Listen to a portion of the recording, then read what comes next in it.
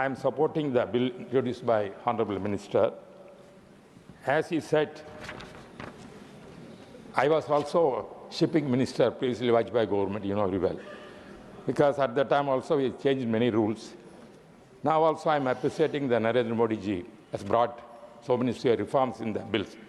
Sir, one thing I want to say, the consignment, when sending so many narcotic drugs they are sending, especially in Tamil Nadu. Most of the Madras port or the Chennai port, there is a Tuticorin port and small ports. Most of the places, drugs are coming inside to Tamil Nadu. Chennai, Tamil Nadu becomes center of the narcotic drugs. The present government, DMK government, is encouraging this kind of drug menace, that state. Because when the consignments coming from other countries, the consignments are coming to other countries. That's the name of some other goods, but actually narcotic drugs are coming to Tamil Nadu. That is prevailing.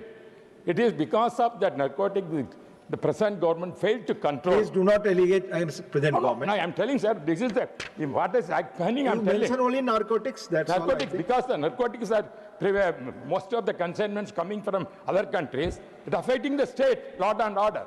Many people are drugs. Youth are accustomed to take this drug. It's affecting the new generation. That is a law and order problems there. Custodial deaths also are taking place because of that. Even police people giving these narcotics to the people in the Tamil Nadu and killing the making arrest, custodial deaths. Recently it happened when Tamil Nadu, you would have heard this kind of happened, the police death in Tuticorin area and also in Chennai also.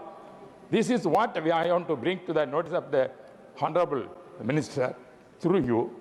This kind of drugs, when the DMK government is encouraging and doing this kind of not taking subject, action, taking on the subject. You are very experienced man, you know the rules. See that how to control this kind of drugs coming from Tamil Nadu and see that there will be a peaceful. The elections also coming now.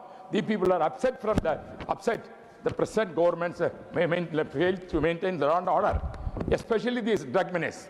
That is why I requesting that central government to take necessary action and see that this kind of activities must be somehow curtailed and see this. This is, I am requesting you, sir. Thank you very much. Thank you. माननीय श्री अरुण सिंह, माननीय श्री अरुण सिंह।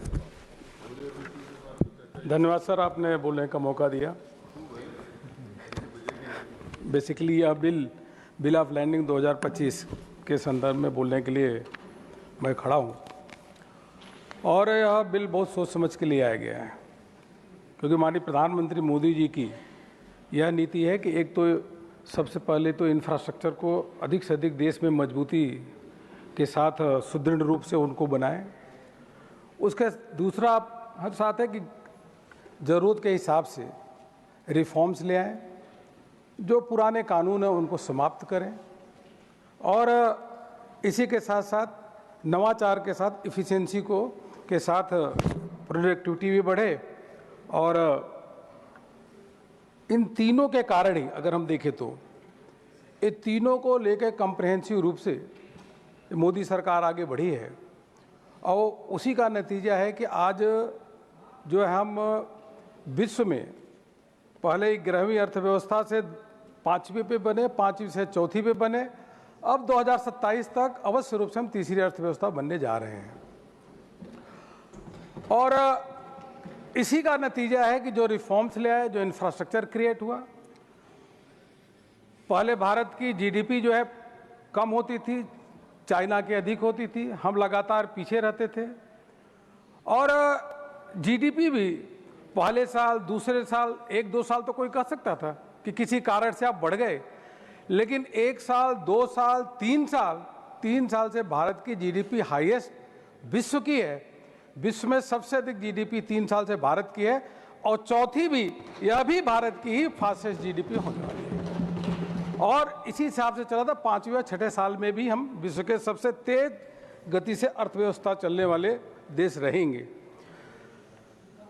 इसका sir मूल कारण क्या है कि अंग्रेजों के समय के बनाए हुए जो कानून थे वो एक तरीके से रिडंडेंट थे, उनकी कोई प्राथमिकता नहीं थी वह लाल फीताशाही के अंतर्गत लोग उसमें उलझ जाते थे, लोग भारत में इन्वेस्टमेंट नहीं करते थे, कोर्ट कचहरी का चक्कर होता था। लेकिन इस बात को प्रधानमंत्री मोदी जी ने समझा और उन्होंने कहा जो पुराने कानून हैं उन पुराने कानूनों को समाप्त किया जाए, नए कानून ले आए जाए। और देखते देखते एक दो नहीं 1550 कानूनों को समाप्त कर दिया गया और 35,000 से अधिक कंप्लायंसेज को समाप्त कर दिया। इसी का नतीजा है कि आज हम क्यों आगे बढ़ रहे हैं आर्थिक दृष्टि से, इसमें आपको देखने को मिलेगा। और आज के दिन में समुद्री जो व्यापार है वह एक महत्वपूर्ण व्यापार है और उसमें हमारी क्वांटम भी बढ़ रही है। तो समुद्री व्यापार जब बढ़ रहा है तो उस दिशा में जो कानून है कि कंसाइनर की भूमिका क्या होगी, कंसाइनी की भूमिका क्या होगी, इन्वेस्टर को उसमें क्या, उसके स्टेक होल्डर को कैसे ध्यान दिया जाएगा, उसको संदर्भ में ले आकर के आज यह जो बिल ले आए हैं उसमें एक तरीके से कंसाइनी अगर कोई गुड्स को एक्सेप्ट कर लेता है देश में या विदेश में तो सारी की सारी उसके राइट, ओनरशिप और लाइबिलिटी सब कंसाइनी की हो जाती है, न कि कंसाइनर की। इससे एक क्लैरिटी रहेगी आपस में, कंसाइनर और कंसाइनी एक तरीके से कहिए सेलर और बायर के अंतर्गत। तो इसलिए माननीय प्रधानमंत्री जी को और हमारे मंत्री जी बैठे उनको मैं अभिनंदन करना चाहूँगा। और इस बिल के बाद आप देखिएगा जो भी स्टेक होल्डर है सभी इसकी तारीफ करेंगे सर। और यही धीरे धीरे सुधार का कारण है कि ईज ऑफ डूइंग बिजनेस के माध्यम से देखेंगे लगातार हमारे जो रैंकिंग में सुधार आया, 142 से हम 63 ईज ऑफ डूइंग बिजनेस के रैंकिंग में आए। अब तो हो नहीं रहा 3-4 साल से, नहीं तो और अच्छा उसमें आगे हम बढ़ जाते। सर जब प्रधानमंत्री जी ने यह जब सत्ता में आए तो उन्होंने कहा कि हमको इंफ्रास्ट्रक्चर को नए स्तर से मजबूत इंफ्रास्ट्रक्चर क्रिएट करना है। उन्होंने पीएम गति शक्ति की शुरुआत की है। यह पीएम गति शक्ति के माध्यम से उन्होंने जो हमारे साथ जो इंफ्रास्ट्रक्चर के इंजन है, रेल है, सड़क है, पोर्ट है, वाटरवेज है, एयरपोर्ट है, पब्लिक ट्रांसपोर्ट है और लॉजिस्टिक एयरपोर्ट, इन सातों पे विशेष रूप से इन पे ध्यान देना शुरू किया। और कुल मिलाकर के सभी राज्यों को सम्मिलित करते हुए, यूनियन टेरिटरी को सम्मिलित करते हुए उन प्रोजेक्टों को लास्ट माइल डिलीवरी तक उसके बारे में कॉम्प्रिहेंसिव तरीके से उसको रिव्यू करना शुरू कर दिया। और केवल रिव्यू नहीं, जो समस्या थी उसका समाधान करना, जो फाइनेंशियल उनको जरूरत थी उसको देना, जो डिस्प्यूट है उसको रिजॉल्व करना। और उसी का कारण अगर आप देखेंगे सर तो जो सड़क है नेशनल हाईवे में जो यूपीए के समय तक केवल 65,000 किलोमीटर की बनी थी, आज देखते देखते 91,000 किलोमीटर की नेशनल हाईवे की सड़क बन गई। यूपीए के समय कमीशन था और कट था, केवल 12 किलोमीटर की सड़कें पर डे बनती थी। आज प्रधानमंत्री मोदी जी के नेतृत्व में 34 किलोमीटर की नेशनल हाईवे की सड़क पर डे बन रही है। हम एक एक दो ही आंकड़ा देंगे, अधिक नहीं, कि किस प्रकार से हम आगे बढ़ रहे हैं। रेलवे में भी देखें सर, रेलवे में किस प्रकार से पहले उनका बजट बहुत कम होता था, वही पैसेंजर ट्रेनें चलती थी। यह प्रधानमंत्री मोदी जी की सरकार है जिन्होंने 136, जो विपक्ष के लोग हैं वो भी बैठ के जाते हैं, जब वंदे भारत में जाते हैं तो वह भी प्रधानमंत्री मोदी जी को धन्यवाद देते हैं, यहाँ पे बेशक आकर के विरोध करने का काम करें। 136 वंदे भारत ट्रेन, नमो ट्रेन, और तो और कोई कल्पना नहीं कर सकता था जब पहले हम रेलवे स्टेशन पे जाते थे तो देखते कितना खराब रेलवे स्टेशन। 1337 रेलवे स्टेशनों को पैसा दे करके उनको अमृत स्टेशन बनाने का काम यह प्रधानमंत्री मोदी जी कर रहे हैं। सर वाटरवेज, अब वाटरवेज में उसमें भी अधिक से अधिक किस प्रकार से जो अधिक से अधिक संसाधन उसमें लगा करके वाटर पे चारों ओर नदियों को कनेक्ट करके उसमें अधिक से अधिक ट्रांसपोर्टेशन भी हो और लोग उसके माध्यम से ट्रैवलिंग भी करें। सर इनलैंड वाटरवेज की जहाँ तक मैं बात करता हूँ, 2014 में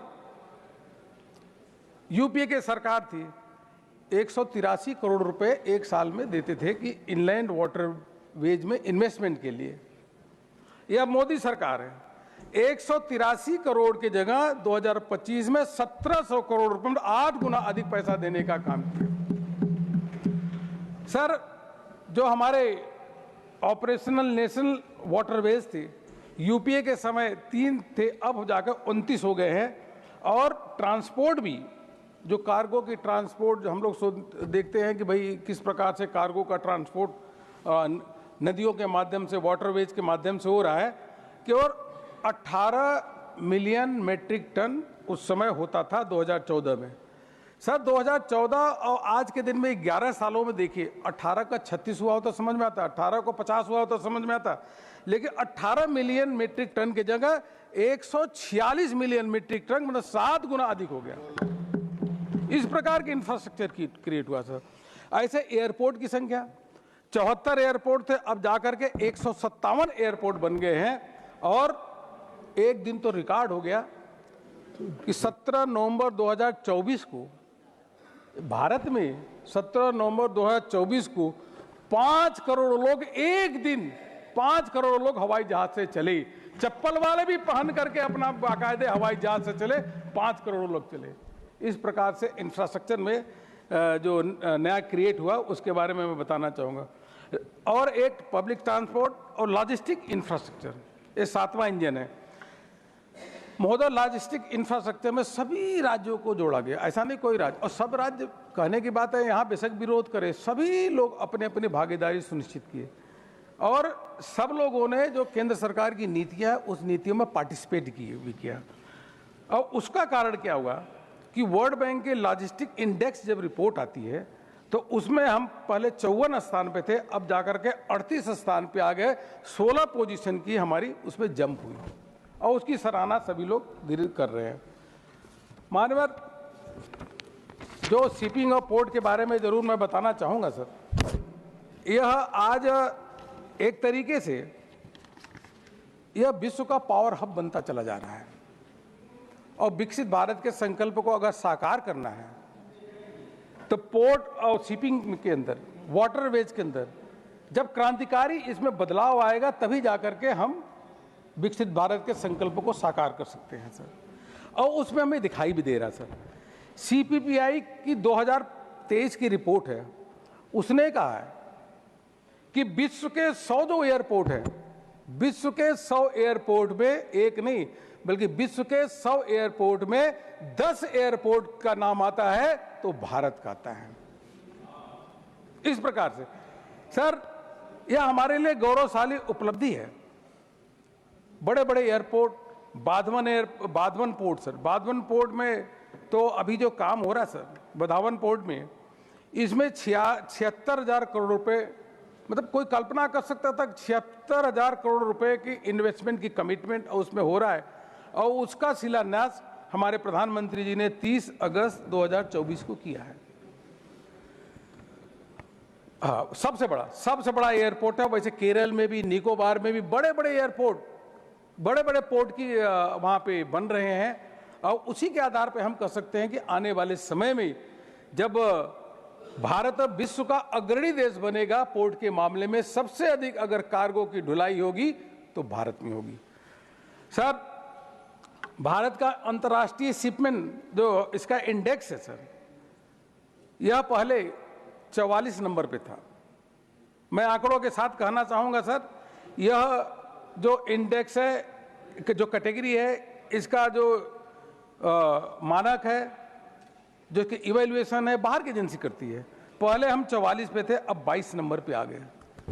सर एक पोर्ट पे एक और बात है कि कितने जल्दी आप अपने माल को निकालते हैं, टर्न अराउंड टाइम कितना होता है, यह देखिए कितनी एफिशिएंटली आप काम करते हैं, कोई डिस्प्यूट ना हो, पेपर की क्लियरेंस फास्ट हो, मैन पावर की, स्किल्ड मैन पावर की उपलब्धता हो।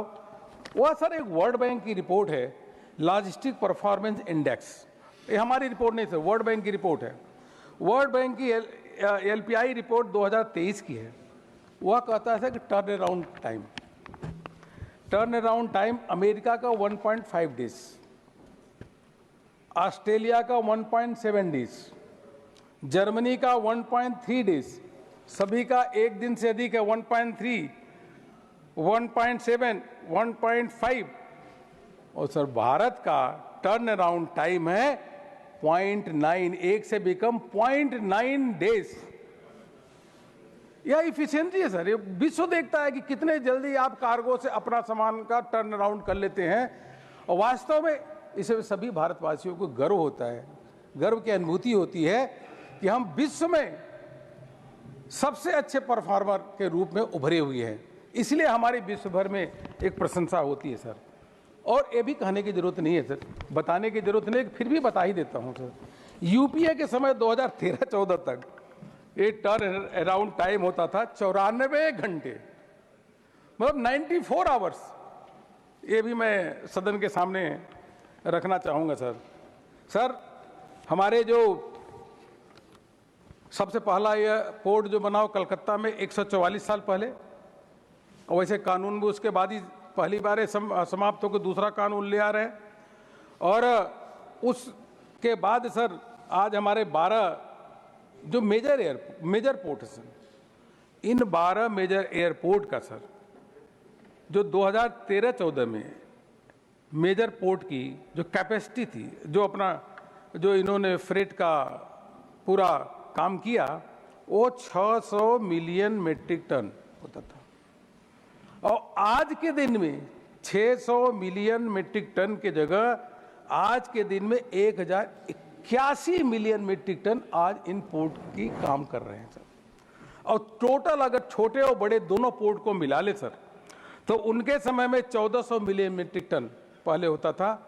आज सर 1400 से कोई 1-1.5 गुना नहीं, बल्कि 2762 मिलियन मेट्रिक टन की आज काम हो रहा है भारत में। यह इस प्रकार की कैपेसिटी बढ़ी है, इस प्रकार का काम का वॉल्यूम बढ़ा है, और इसी के कारण सर, इसी के कारण जो है भारत की आर्थिक प्रगति बहुत तेजी से आज चल रही सर। सर मैं माननीय मंत्री जी को जो हमने तीनों जो प्रोविजंस लिया है उसके लिए बधाई दूंगा। ये समय की मांग है सर, समय की मांग के हिसाब से ही कि जब गवर्नमेंट को चाहिए तो गवर्नमेंट उसके हिसाब से नए नए रूल्स रेगुलेशंस बना करके आगे भविष्य में गाइडलाइन भी इशू करेगी। और उसी के साथ जो हमारे कंसाइनर कंसाइनी उनका क्लियर कट क्लियरिटी के साथ किसकी क्या राइट है उसको डिफाइन करने का काम किया। यह बहुत अच्छा काम हुआ सर। और सर शिपिंग और पोर्ट के बारे में एक चीज़ और बताना चाहूँगा सर। यह मंत्रालय के माध्यम से सर रिन्यूएबल एनर्जी में जो 3 पोर्ट हैं, चाहे कांडला हो, पैरादीप हो और टुटिकोर्न पोर्ट हो, इन तीनों में हम सरप्लस रिन्यूएबल एनर्जी जनरेट कर सरप्लस। दूसरा इसलिए भी बधाई देना चाहूँगा कि अभी हम लोग हाइड्रोजन एनर्जी की मिशन की ओर बढ़ रहे हैं। यह मंत्रालय ने विभिन्न पोर्ट के माध्यम से हाइड्रोजन हब और एक्सपोर्ट टर्मिनल बनाने का निर्णय लिया। इस दिशा में आगे काम हो रहा है सर। ऑफशोर विंड एनर्जी, हम ग्रीन एनर्जी के लिए वो बढ़ रहे हैं, उस दिशा में भी कांडला में बहुत बड़ा इस पे काम हो रहा है सर।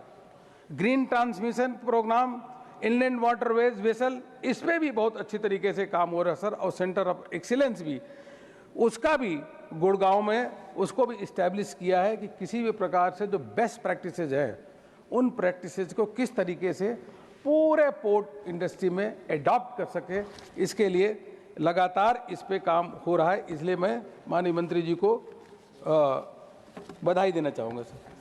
सर यह प्रधानमंत्री मोदी जी की जो सरकार है, उस सरकार के माध्यम से लगातार, जैसा मैंने कहा कि इन नए नए इंफ्रास्ट्रक्चर क्रिएट करना और समय समय पे जो हमारे पुराने कानून हैं उनको समाप्त करना, नए कानून को ले आना। आज देशवासी कितना खुश होता है सर जब जीएसटी को दिखता है सर। जब जीएसटी आया था तो 34 कानूनों को, स्टेट के कानूनों को, इन सबको जोड़ करके मर्ज किया गया था। उस समय विपक्ष के लोग कह रहे थे कि गब्बर सिंह टैक्स और स्टेट का क्या होगा, लेकिन यह मोदी जी हैं एक कानून बनाए, और कानून बनाने के साथ साथ आज देखता है कि 2 लाख करोड़ रुपए का आज टैक्स कलेक्शन हो रहा है। आज विपक्ष भी उसकी तारीफ करता है। उसी प्रकार से यह सारे रिफॉर्म्स लिए हैं। इन रिफॉर्म्स के माध्यम से अवश्य रूप से मुझे पूरा विश्वास है, सदन को भी पूरा विश्वास है कि विकसित भारत का संकल्प 2047 में जो भारत प्राप्त करेगा उसमें इस पोर्ट शिपिंग का एक बहुत बड़ा योगदान होने वाला है। आपने बोलने का मौका दिया, बहुत बहुत धन्यवाद। मैं इस बिल का समर्थन करता हूँ। बहुत धन्यवाद माननीय अरुण जी। माननीय श्री राम जी, माननीय श्री राम जी नॉट प्रेजेंट। माननीय श्री अजित माधव राव गोपछड़े। धन्यवाद सभापति महोदय। ये हमारी भारत माता, हमारा हिंदुस्तान एक ज़माने में सुवर्ण भूमि थी। ये सुवर्ण भूमि का कारण था हमारा समुद्री व्यापार, क्योंकि रामदेवराय, कृष्णदेवराय, शालिवाहन राजा जिनके नाम से शक चलता है, हमारे विक्रमादित्य, चोल राजा, इनके माध्यम से पूरे विश्व में सोना, चांदी, वस्त्र, ज्वेलरी, आयुर्वेद, अनेकों पदार्थ खाद्य के जो होते, इन चीज़ों का व्यापार अंतर्राष्ट्रीय क्षेत्र में संपूर्ण विश्व में होता था। इसके माध्यम से हमारा हिंदुस्तान समुद्री व्यापार के माध्यम से विश्व को हम नेतृत्व, हमारे माध्यम से समुद्र के व्यापार के माध्यम से हम नेतृत्व करते थे। बाद में अब इसके बीच में हमारे महाराष्ट्र के छत्रपति शिवाजी महाराज, जिनके बारे में हमको अभिमान है, इन्होंने मराठा साम्राज्य और स्वराज्य की स्थापना की, एक मजबूत नौसेना भी खड़ी की, समुद्र की सीमाओं की रक्षा की। ये जो मराठा जहाज थे, ये छोटे छोटे तकनीकी रूप से सीमित थे। सूरत जैसे बंदरगाहों से औरंगजेब की आपूर्ति की श्रृंखला को काटकर 27 वर्षों की लंबी युद्ध में उन्होंने छत्रपति शिवाजी महाराज जी ने एक अहम भूमिका निभाई थी। जल और स्थल दोनों पर छापामार युद्ध की रणनीति के माध्यम से, इस माध्यम से हमारा जो समुद्री आरमार और व्यापार था वो विश्व में बहुत ही ताकतवर था। छत्रपति शिवाजी महाराज के जमाने में सम्राट अशोक और मौर्य के वंशक के काल में सम्राट अशोक ने व्यापार के साथ साथ धर्म प्रचार के लिए भी जल मार्ग का उपयोग किया और भारत का सांस्कृतिक और आर्थिक प्रभाव समुद्र के पार फैला गया। इसी तरह से जो मैंने कहा, रामदेवराय और कृष्णदेवराय जी ने मंगलोर, होनावर, गोवा विकसित किया। उस समय समुद्र के जरिए व्यापार केवल आर्थिक लाभ का जरिया नहीं था, बल्कि राजनीतिक गठबंधन और सैन्य की मजबूती का माध्यम भी बना।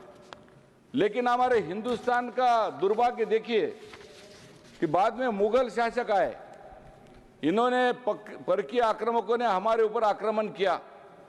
हमारे हिंदुस्तान की जितनी भी मजबूत जो शक्ति स्थल थे, उन सभी चीजों को हानि पहुंचाई। उसके बाद 68 साल तक, 70 साल तक कांग्रेस ने राज्य किया। और क्या हुआ कांग्रेस के जमाने में? सब चीजें तहस नहस हुई। और इसके बाद एक नेता आया 2014 के बाद, 2047 का विजन लेके, उनका नाम है प्रधानमंत्री नरेंद्र मोदी। इनके माध्यम से जो हमारी हिंदुस्तान की जो पुरानी जो हमारी स्वर्ण भूमि थी, इसको फिर से विकसित भारत होने के लिए मोदी जी के गवर्नमेंट ने और हमारे माननीय मंत्री जी, सागरमाला की हमने शुरुआत की, ब्रांड न्यू पोर्ट्स उन्होंने तैयार किए हैं। कंटेनर्स के पोर्ट जो है ग्लोबल रैंकिंग में हमारे सबसे अभी आगे है। हमारी पोर्ट की क्षमता, हमारा डिजिटल परिवर्तन, इसमें भी हम आगे चल रहे हैं। एक नई बात आई है जिसमें ग्रीन शिपिंग और जलमार्ग विकास, ये तो सपने में भी सोचा नहीं होगा कांग्रेस के लोगों ने।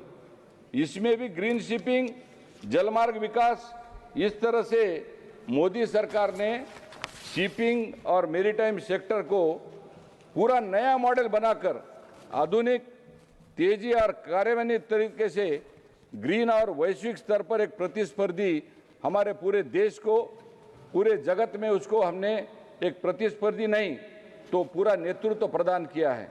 निजी निवेश, डिजिटल परिवर्तन, पर्यावरणिक पहल और दीर्घकालिक विजन पर आधारित इन सभी चीज़ों के माध्यम से माननीय प्रधानमंत्री जी और माननीय मंत्री जी ने जो हमारा आज जो नया विधेयक लाया है, ये बहुत पुराना हो चुका था। ये पूरे पुराना जो जिसे हम कहते हैं कि ये पुराने कानून को नया करने में जो मंत्री जी ने आज लाया है, उनका मैं अभिनंदन करता हूं। मोदी सरकार का भी मन से मैं अभिनंदन करता हूं कि इसका आधुनिकीकरण करने के लिए उन्होंने एक अच्छा कदम आगे रखा है। यह कानून आधुनिक तो है, लेकिन कानून स्वदेशी भी है, जिससे भारत के औपनिवेशिक विरासत का अंत होगा। एक स्वतंत्र देश के माध्यम से, एक स्वतंत्र देश, हमारा महत्वपूर्ण देश के माध्यम से नए नए कानून इसके माध्यम से आ रहे हैं। हम एक आर्थिक शक्ति के रूप से हमारी पहचान में पूरे देश के माध्यम से विश्व में एक हम सबसे बड़ी आर्थिक शक्ति बनने जा रही है।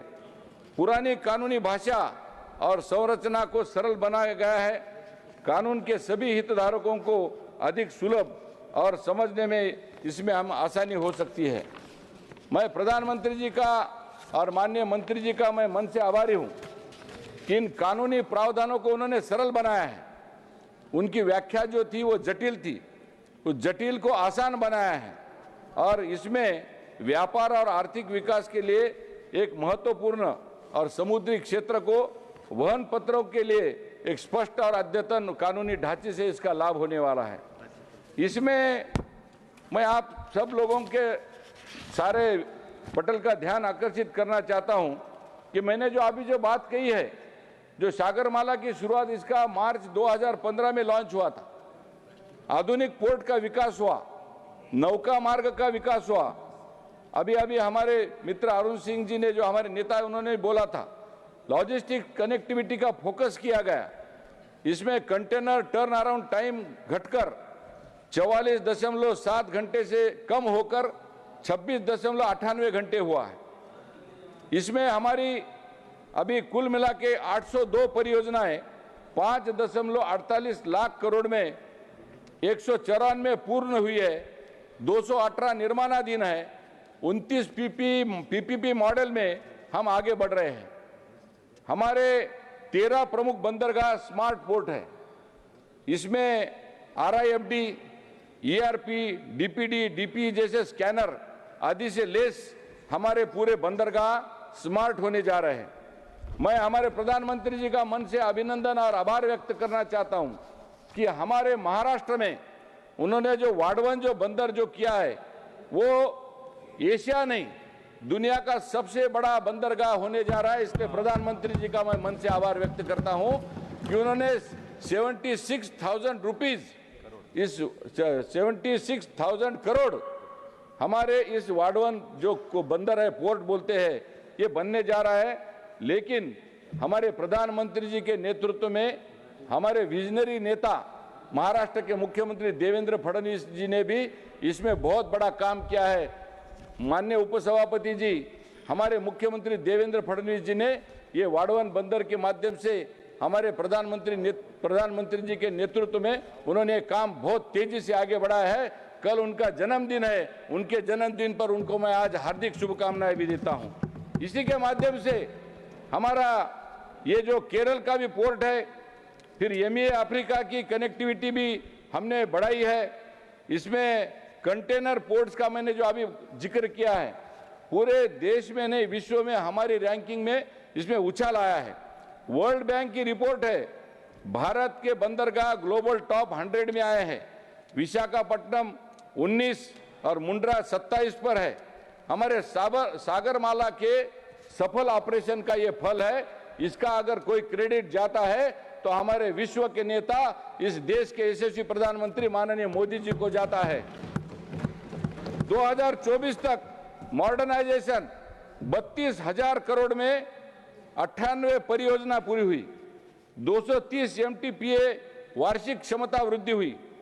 कुल मिलाकर हमारी डिजिटल पहल भी NBFC सागरमाला फाइनेंस कॉरपोरेशन की भी हमने स्थापना की। मेरीटाइम NBFC का भी निर्माण हुआ।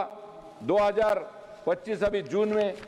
इस तरह से मोदी जी के नेतृत्व में हमारा देश समुद्री व्यापार के माध्यम से रामदेवराय, कृष्णदेवराय, शालिवाहन, हमारे चोल राजा छत्रपति शिवाजी महाराज, सम्राट अशोक, सम्राट मौर्य, चौल घराने, चालुक्य घराने, ये जो सुवर्ण भूमि थी, उस सुवर्ण भूमि के समान अभी मोदी जी के माध्यम से हमारा हिंदुस्तान भी सुवर्ण भूमि और वैश्विक नेतृत्व होने जा रहा है।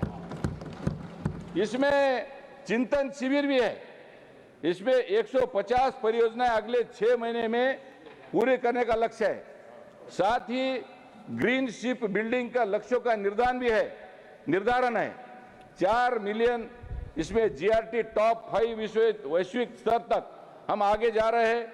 ग्रीन शिपिंग का मैंने अभी जिक्र किया है। नए नियम बनाए हैं उपसभापति जी, हरित सागर, हरित नौका। ये तो कांग्रेस वालों ने कभी सोचा भी नहीं था कि हरित सागर क्या होता है, हरित नौका क्या होती है।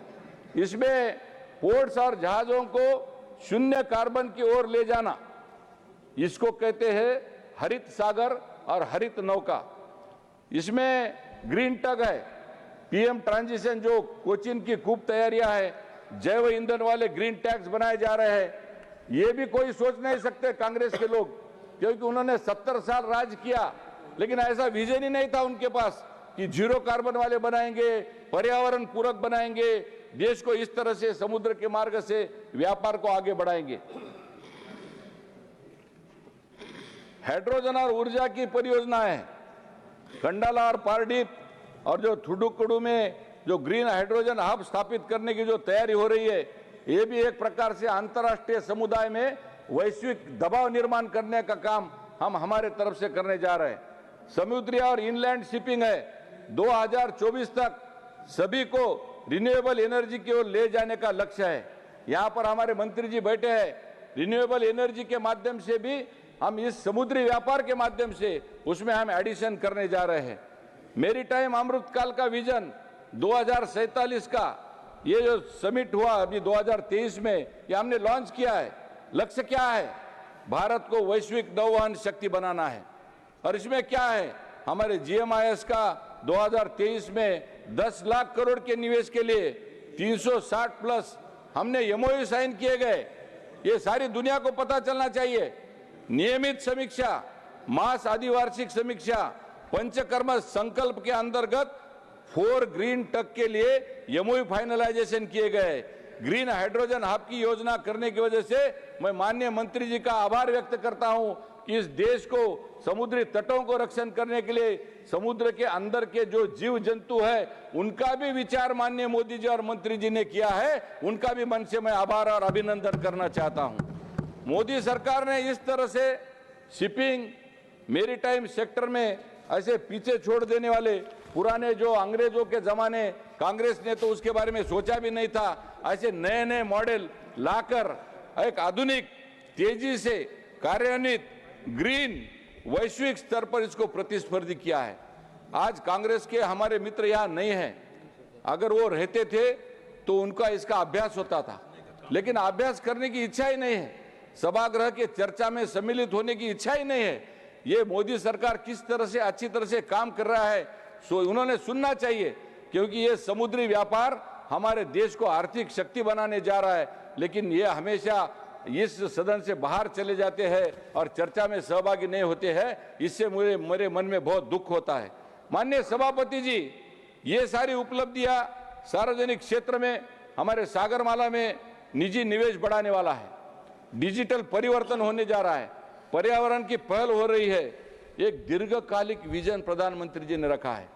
हमेशा हमारी बात जो रहने के बाद बोलते हैं विकसित भारत क्या है, 2047 क्या है, यही 2047 है।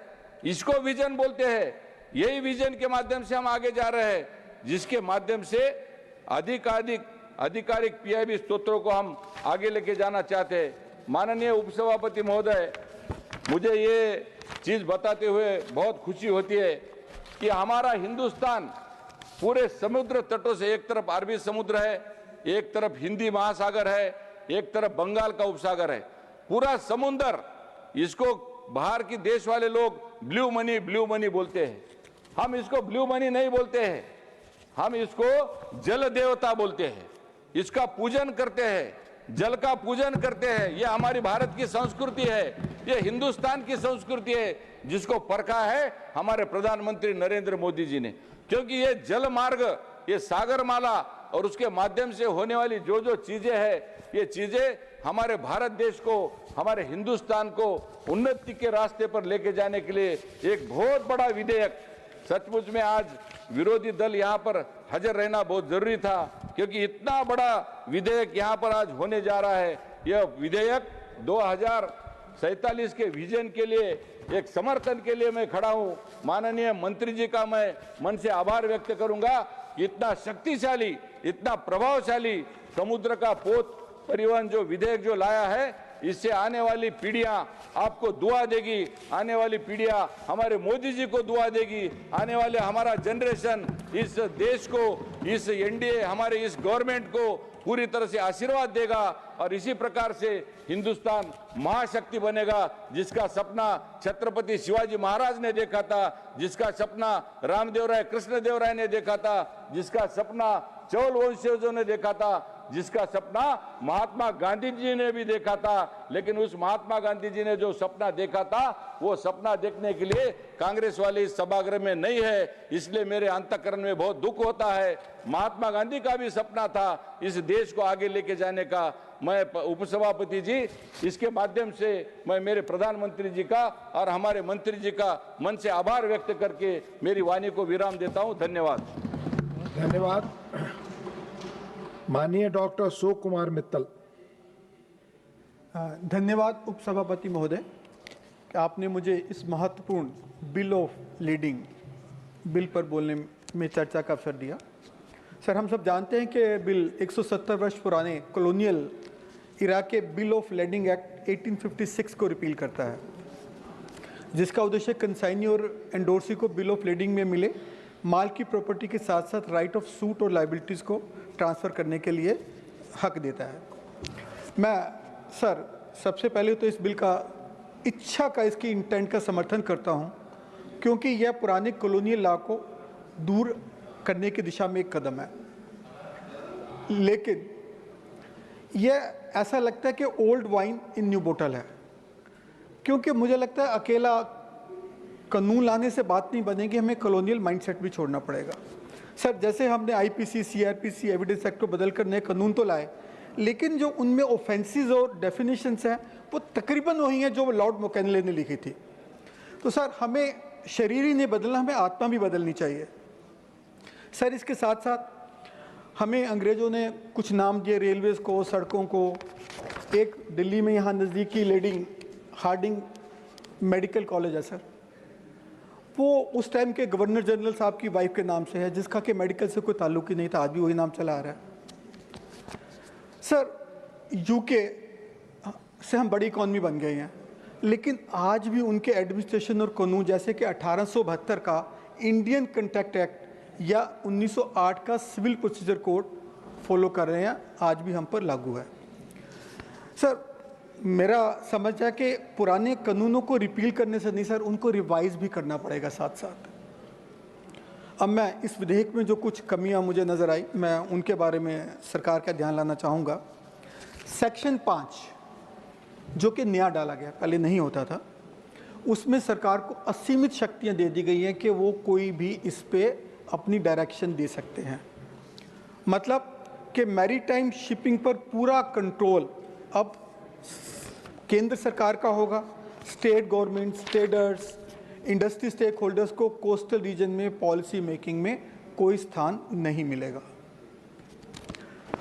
सेक्शन 4(1)(4)(1) कमर्शियल फ्रॉड को इनडायरेक्टली वैधता देता है। सर, इसमें कहा गया कि यदि माल शिप भी हुआ या ना हुआ हो उसको भूल जाइए, लेकिन बिल में लिख दिया तो वो माना जाएगा कि शिप हो गया। मतलब smuggling, black marketing, money laundering के हम खुले दरवाजे खोल रहे हैं जी। खासतौर पे वो छोटे एक्सपोर्टर या इंपोर्टर प्रभावित होंगे, क्योंकि उनके पास फ्रॉड के खिलाफ कोई लीगल रेमेडी नहीं होगी, क्योंकि सेक्शन 41 ये कहता है कि जो बिल पे लिख गया वो फाइनल है, चाहे वो एक्चुअली डिलीवर ना किया गया हो बाय द सप्लायर। सेक्शन 2 की मैं बात करूं, उसमें प्रावधान है कि कोई भी डिस्प्यूट या कॉन्ट्रैक्ट ब्रीच की सारी लीगल और फाइनेंशियल लायबिलिटी कंसाइनी की होगी। सारी लीगल और फाइनेंशियल लायबिलिटी कंसाइनी की होगी, कंसाइनर की नहीं होगी। भले ही गलती कंसाइनर की हो, भले ही गलती शिपिंग कंपनी की हो या सेलर की हो। ये छोटे व्यवसायियों, एसएमई, एक्सपोर्टर, इंपोर्टर के लिए बहुत ही दर्द भरा होगा। गलती कोई और करेगा, भुगतेंगे वो सर। ऐसा क्यों? इसको सरकार को दोबारा देखना चाहिए। सर, हम रोज़ सुनते हैं, अखबारों में पढ़ते हैं कि फ्रेट शिपिंग कंपनी कुछ भी फ्रेट बढ़ा देती हैं। अब नया बिल आया ही था तो उस पर रेगुलेट करने के कोई प्रावधान भी साथ डाल देते। किसी तरीके के रेगुलेट करने के, उनको सज़ा देने के, उनको जुर्माना करने के किसी तरीके के कोई प्रावधान इस बिल में नहीं है। मैं चाहूँगा सरकार उस पर भी नज़र रखे। सर, हम भारत डिजिटल इंडिया की तरफ बढ़ रहा है। हमारा जीएसटी, हमारा इनकम टैक्स बहुत अच्छे एग्जाम्पल हैं डिजिटल इंडिया के। लेकिन यूके, यूनाइटेड स्टेट्स, यूके में इलेक्ट्रॉनिक बिल ऑफ लेडिंग है सर, लेकिन जिससे स्पीड भी बढ़ती है, सिक्योरिटी भी बढ़ती है, एफिशिएंसी भी बढ़ती है। लेकिन हमने ये प्रावधान इसमें भी नहीं किया स्पेसिफिकली। जब इतना कर ही रहे थे तो भारत तो इस चीज़ का अग्रणी है, तो हमने वो प्रावधान इसमें क्यों नहीं डाला? तो मैं इस पर भी निवेदन करूंगा सरकार से कि वो इस पर प्रावधान डालें। सर, अंत में सिर्फ कानून के नाम और भाषा ही नहीं सर, उसकी आत्मा और सोच को भी बदलना पड़ेगा सर। तब हम चाहेंगे कि, तब समझ आएगा कि हम एक नई दिशा में बढ़ रहे हैं। भारत दिल से एक नई दिशा में बढ़ रहा है सर। मैं अंत में कुछ पंक्तियों के साथ ख़त्म करूंगा। नज़र तो बदल, नज़र को बदलो तो नज़ारे बदल जाते हैं। नज़र को बदलो तो नज़ारे बदल जाते हैं। सोच नहीं हो तो सितारे बदल जाते हैं।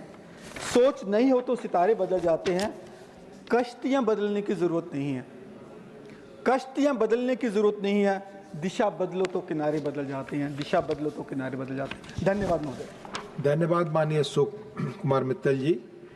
माननीय श्री संतोष कुमार पी, माननीय Shri Santosh Kumar P not present. माननीय श्री हरीश बिरान नॉट प्रेजेंट। माननीय श्री ए रहीम नॉट प्रेजेंट। माननीय श्री मस्तान राव विडा। Thank you, sir.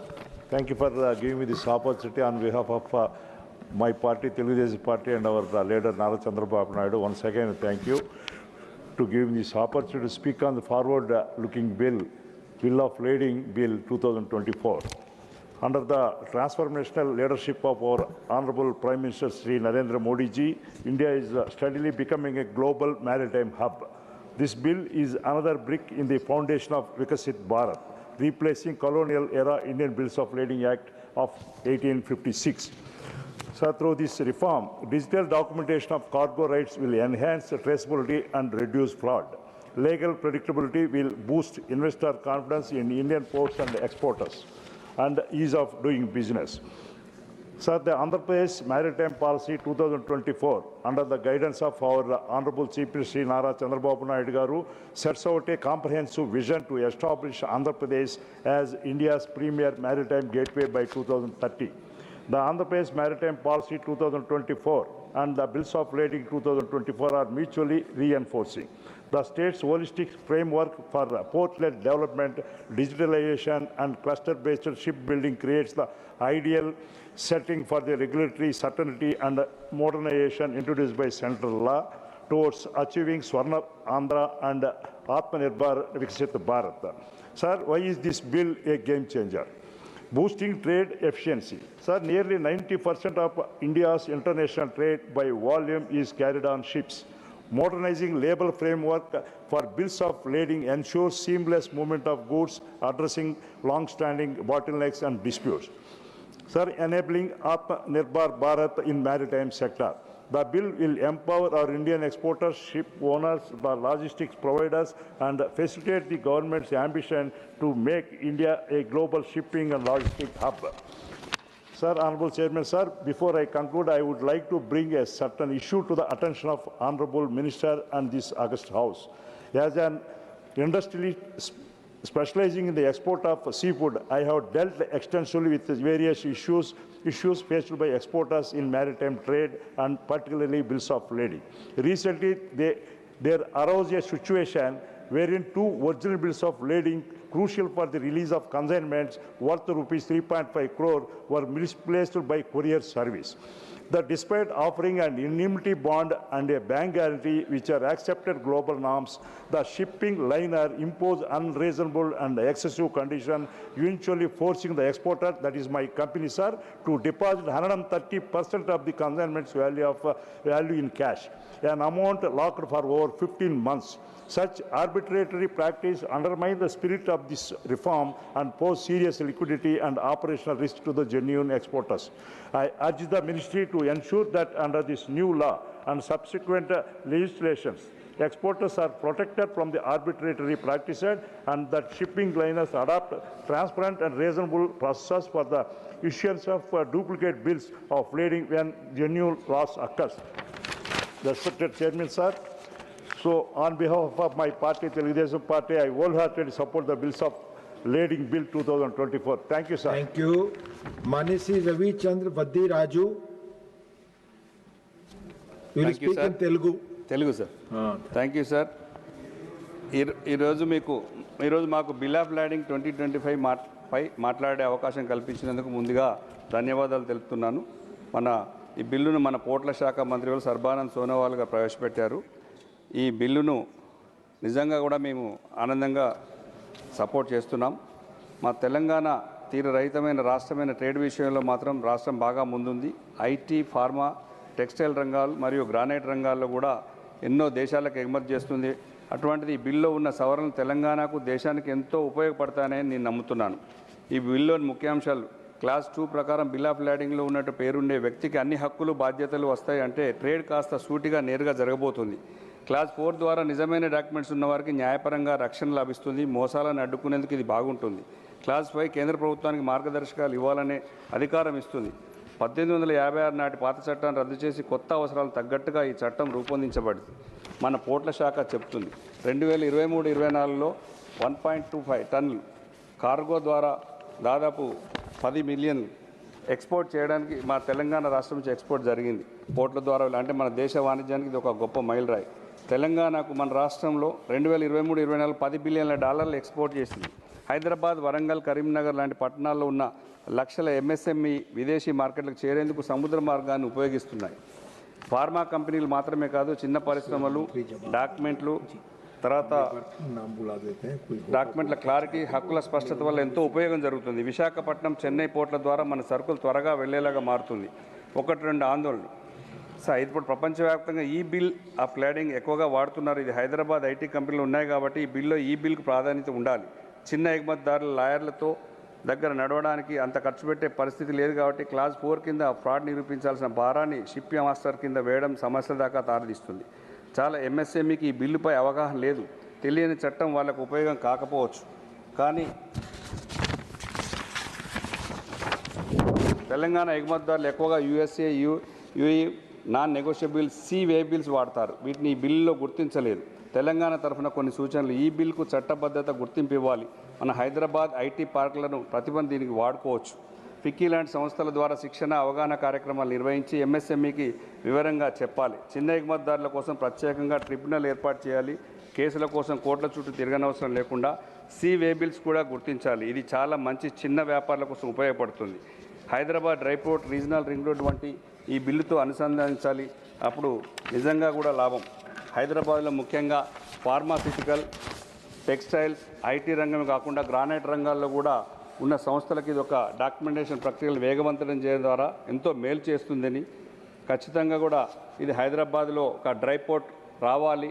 Hyderabad regional ring road వంటి ప్రాజెక్టులు మరియు బిల్లును మరింత ఉపయోగకరంగా కూడా మారుస్తాయి అని చెప్పేసి చెప్తూ, ఈ బిల్లు ద్వారా మన దేశ వాణిజ్య విధానాలు ప్రపంచ ప్రమాణాలకు దగ్గరగా వెళ్తున్నాయి.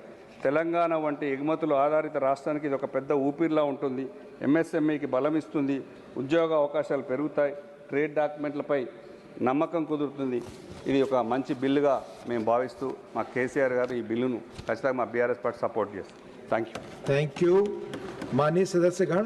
इस बिल पर बोलने के लिए कुल माननीय 15 सदस्यों ने अपने नाम दिए थे। मैंने सबका नाम पुकारा, कुछ लोग अनुपस्थित थे। अगर उनमें से कोई मौजूद हो, पुनः मैं उनका नाम ले रहा हूं, बोलना चाहे तो बोल सकते हैं। माननीय श्री नीरज डांगी, माननीय श्री पी विल्सन, माननीय Shri Niranjan Bishi. Thank you, Honorable Deputy Chairman, sir, for giving me scope to speak on the bills of the bills of Leading Bill 2024. While this legislation seeks to repeal the colonial era Indian Bills of Lading Act 1856 and modernize our maritime legal framework, it is imperative that we examine it both in letter and spirit. Modernization must not come at the cost of accountability, equity, and legal clarity. Section 4, Clause 1 of this bill allows a bill of lading to be treated as valid even when goods have not been shipped. This opens the door to fake bills, fraudulent trading, and hawala type transactions. Sir, the Section 2 puts the entire liability on the consignee, even when the fault lies with the shipper or the carrier. This is highly unjust, especially to MSME and exporters. Sir, Section 5 gives the central government sweeping powers to issue direction for carrying out the purpose of this act. This provision is vague and may result in over-regulation or politically motivated interference in shipping contracts and contrary to principle of federalism. Sir, the bill is silent on freight pricing mechanism, allowing large shipping companies to arbitrarily inflate freight charges. Sir, in relation to the state of Odisha, I would like to demand inclusion of regional digital infrastructure support provision for a digital maritime documentation hub in relation to the state of Odisha with a focus on Paradip Port and Dhamra Port. Include a clause for mandatory training program for small exporters, freight forwarder, and port workers in states like Odisha. And to add a provision to integrate the electronic bill of lading system with Inland Waterways Authority of India, especially National Waterway 5 in Odisha. Sir, to mandate that the electronic bill of lading platform support regional language like especially Odia to ensure inclusivity, and create a statutory port logistic digital monitoring cell at Paradip Port and Dhamra Port to track implementation, redressal, and compliance of e-bill provisions. Before full implementation, the bill should mandate consultation with coastal state government like Odisha, including our state Odisha. Paradip Port and Dhamra Port is there, important port, to align with their port development plan, and also add a sustainability clause encouraging eco-friendly documentation system and emission tracking linked with e-bill system at state ports. Sir, this bill has potential, but it needs refinement. We must balance modernization with integrity and reform with accountability. Let this bill that protects both national interest and our exporter, especially the small and medium business who form the backbone of maritime trade of our country. So with this, I support this bill. Thank you. Thank you. Thank you माननीय निरंजन विसी जी। माननीय श्री राम जी नहीं, माननीय Shri Santosh Kumar P अनुपस्थित, माननीय श्री हारिस बिरान अनुपस्थित, माननीय श्री ए रहीम अनुपस्थित, माननीय मंत्री सर्बानंद सोनोवाल जी to reply the discussion.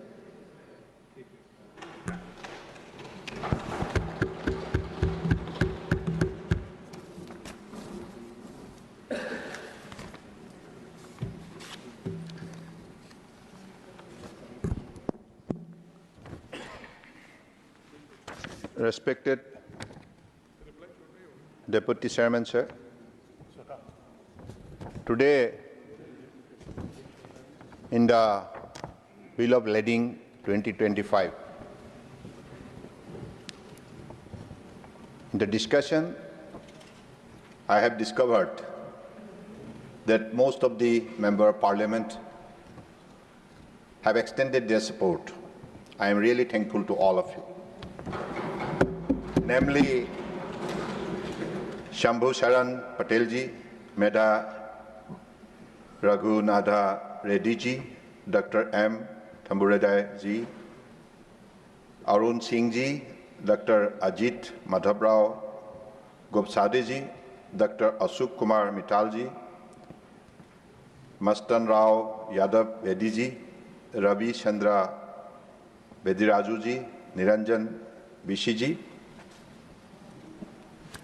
As you all know, because after going through your details, observation, species, it has been revealed the fact of happening in this particular ministry. Under the dynamic leadership of Honorable Prime Minister Narendra Modi ji, in the last 10 years, 11 years' time, whatever success stories are being created, it is exemplary. If we make the comparison of the data, this data is not developed by our agency. It is developed by international impartial agency.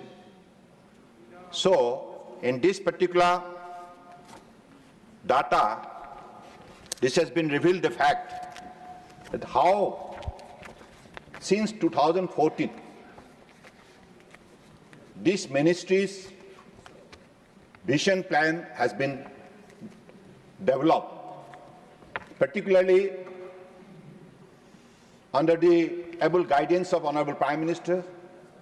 Sagarmala program was undertaken, and more than 805 numbers of projects in consultation with all the stakeholders, that is the coastal state and union territories. 805 numbers of projects has been identified and targeted to implement it within a span of 20 years, and by spending more than 5.5 lakhs crore. So in this last 10 years' time, whatever vertical was set to bring freshness and energy to this ministry and its activities and approach, first of all, under Sagarmala program, it was targeted to make all the port modernization, mechanization, digitization, to develop its capacity and also for the sustainable quality operation of the ports, and to make it a world-class level of ports, particularly in terms of handling the cargo, because that is the key to this ministry. As you all know, we handle more than 90% of the EXIM cargo by volume, 70% by value. We have a huge responsibility. We being the largest transporter of the country, we have to perform it effectively within a time frame. That is why the modernization was most demanding part to get the entire operational procedure qualitative and also satisfactory to the global operators. Then port-led connectivity enhancement. Earlier, there is no connectivity, particularly without railway network, roadway network, it is impossible. And with the presence of all the concerned ministries, particularly Ministry of Finance, Customs, Immigration, etc., etc. So all being properly synchronized, as a result, it was being operated in a very, very integrated approach. That was done effectively, and ultimately all the major ports of the countries are being well connected with railways and roadways and with other relevant agencies, offices available within the port's premises. Then port-led industrialization.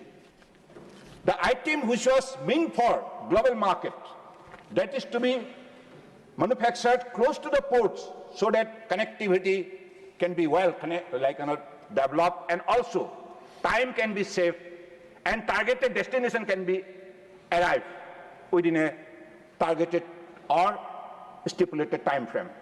Then coastal community development. All the coastal communities, their employment, their entrepreneurship, their skill development, and also the fishermen's interest. So these are all being effectively addressed. Then there was coastal and inland waterways. Coastal shipping, inland waterways, these are also one of the very, very important area where you need a lot of attention to give and ultimately to be well connected with coastal as well as inland, so that like cargo from both sectors can be well connected and also that could be transported to the global market. So this is the way in the last 10 years' time, all being effectively implemented. As a result, we could able to develop our capacity of handling cargo. I want to cite out some example. In 2013 and 14, if you look at the figure, 5 million metric ton. That was the cargo handling capacity of those time during the UP regime. But in the last 10 years, if you look at the figure, it went up to 855 million metric ton. That is the massive growth. Then let us come to the other sectors.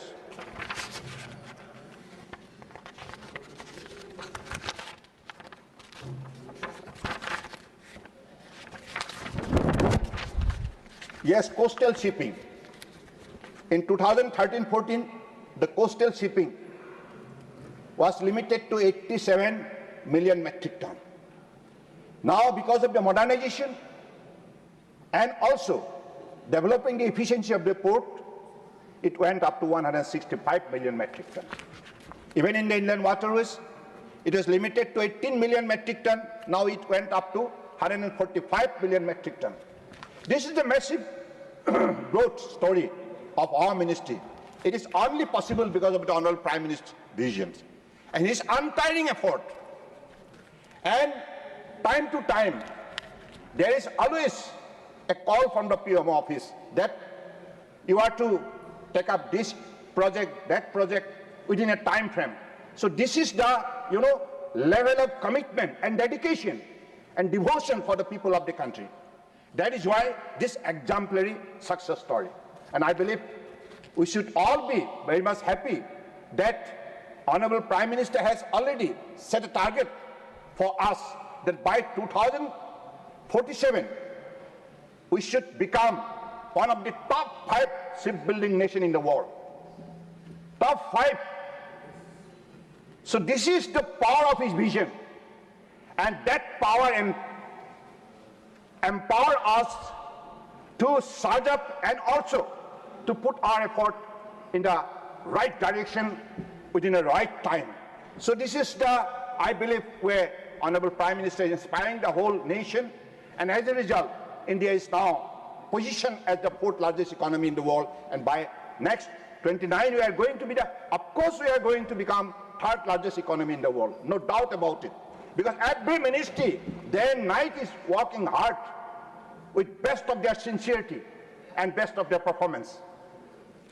And I believe today, in this particular bill, whatever suggestion has come and whatever observation you have given, I am really thankful to you.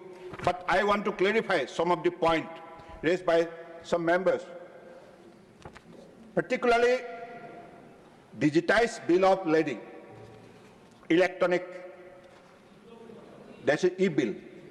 The recognition of digitized bill of lading is already provided for under Section 4 of the Information Technology Act 2000. Beyond this, the bill of lading bill will not result into legal recognition of e-bills of lading. The legal recognition of e-bill of lading will require a detailed framework, as is evident from the current legal framework in other common law countries, such as Singapore and United Kingdom, that have come up with a separate legislation. It requires a separate legislation framework. You all know that. It has nothing to do with this. So that provides for the legal recognition of a e-bill of lading. It must be understood that e-bill of lading are not simply an electronic form of paper bill of lading. Since transactions involving e-bill of lading use electronic platform, they have greater implication, distinct from any transaction involving a paper bill of lading, especially in case of the transfer of an e-bill of lading. However, devising a detailed legal framework and the overall architecture for recognition of e-bill of lading needs a wide range of stakeholder consultation, because whatever we have brought, the idea in the form of the bill, it was done after going through detailed stakeholder consultation. Not only with the bank or market players, but also with the technical expert who understand the implication of electronic transaction involving e-bill of lading. So I believe this is the way we are to proceed for the future course of action.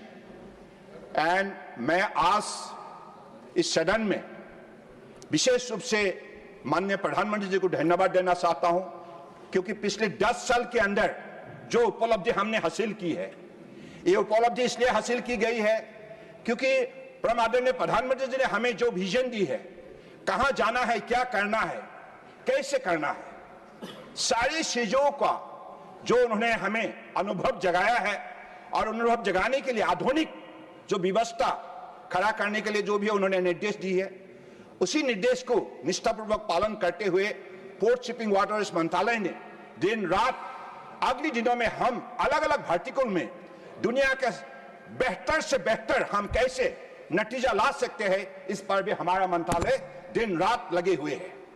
तो अगले दिनों में जो भी हमारा legal reforms, ये बहुत जरूरी था, क्योंकि this was enacted during the British regime. Why we should be guided by the British law? We are independent India.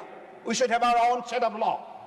We have our legal wisdom, legal knowledge, legal skill. Everything is available within our personality. So why should we bank on the,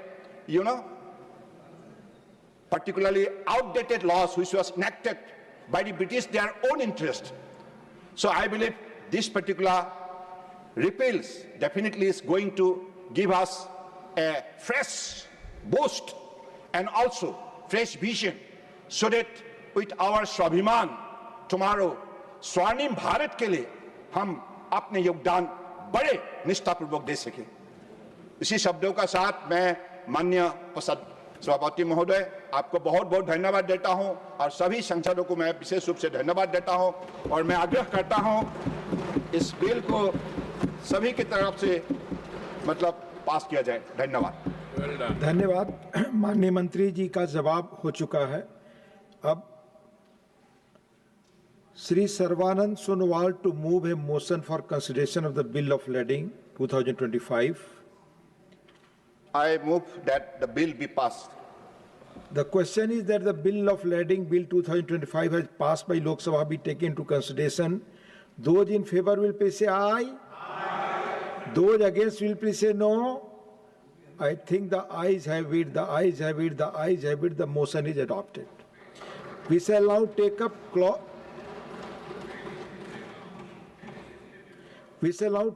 clause by clause consideration of the bill. Clauses 2 and 3 stand part of the bill. Those in favor will please say aye. Aye. Those against will please say no. I think the ayes have it, the ayes have it, the ayes have it. Clauses 2 and 3 are adopted. Clause 4 stands part of the bill. There is one amendment. Number 8 by Dr. John Britas. Dr. John Britas not present.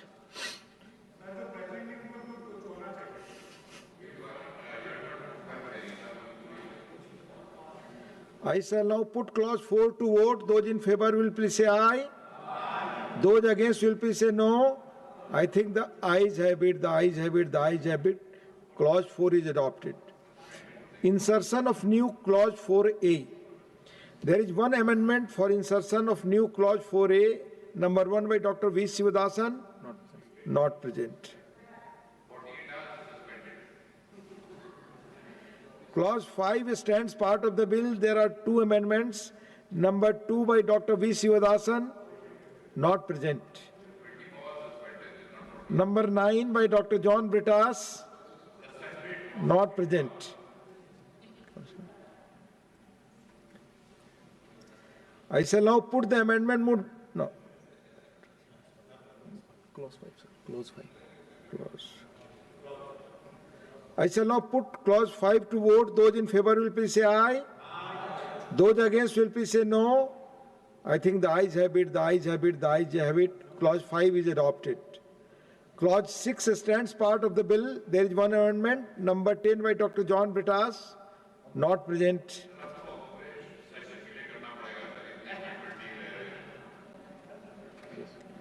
I shall now put clause 6 to vote. Those in favor will please say aye.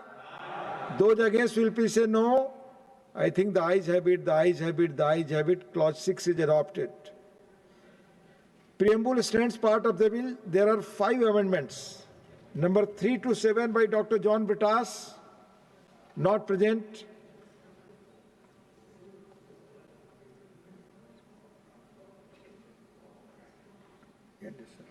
I shall now put the preamble to vote. Those in favor will please say aye. Those against will please say no.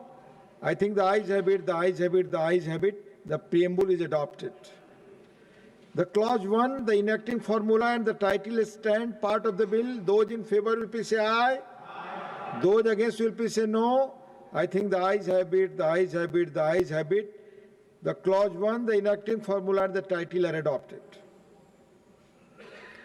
Shri Sarvanand Sonowal ji to move that the bill be passed. Sir, I move that the bill be passed. Motion moved that the bill be passed. The question is that the bill be passed. Those in favor will please say aye. Those against will please say no. I think the ayes have it, the ayes have it, the ayes have it. The bill is passed.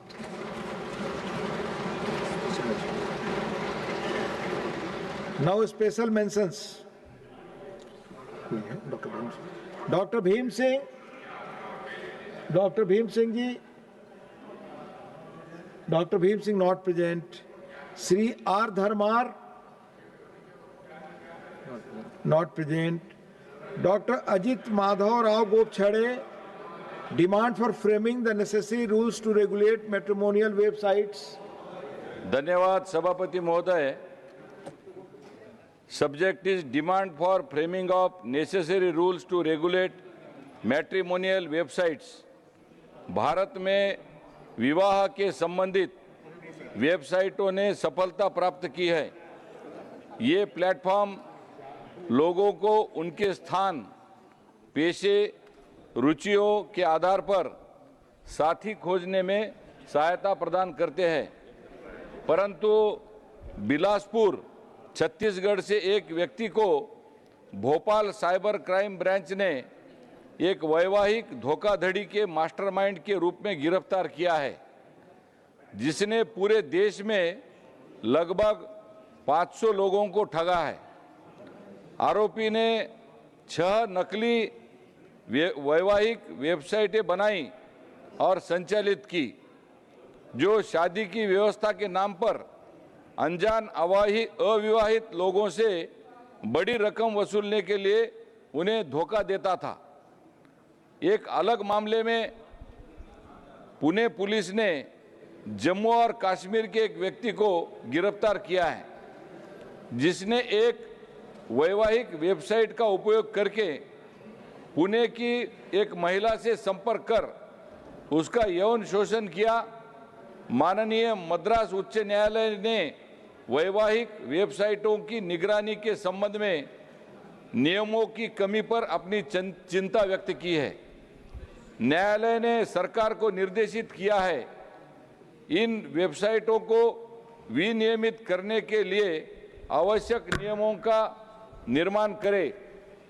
धोखाधड़ी करने वालों पर नियंत्रण पाने के लिए पूर्व विवाह या तलाक जैसे महत्वपूर्ण तथ्यों को छिपाने पर कठोर दंडात्मक कार्रवाई के उपाय भी लागू करने की आवश्यकता है। सभी संबंधित पक्षों को मिलकर ऐसे उपाय विकसित करने की आवश्यकता है जो उपयोगकर्ताओं की सुरक्षा को सुनिश्चित करे। यह सहयोग से न केवल प्लेटफॉर्मों की विश्वसनीयता में वृद्धि होगी बल्कि समाज में एक सकारात्मक वातावरण भी बनेगा जहां लोग बिना किसी भय के अपने जीवन साथी की खोज कर सके। इसलिए मेरी सरकार से यह मांग है इस विषय पर जोर से ध्यान दिया जाए। धन्यवाद। धन्यवाद। Shri Santosh Kumar P, not present. Shrimati Sangeeta Yadav.